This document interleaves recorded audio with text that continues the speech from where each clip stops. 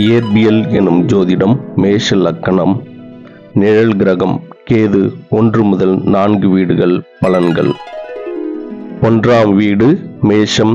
கேது நட்பு வீடு. தன் வழியில் நடப்பவர்.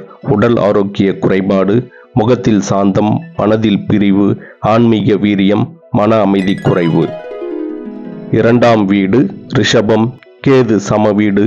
பொருள் ஆசை குழப்பம், குடும்பத்தில் புரிதல் குறைவு, பேச்சு குறைவு அல்லது வித்தியாசமான பேச்சு, வேதம் மந்திரம் ஈடுபாடு.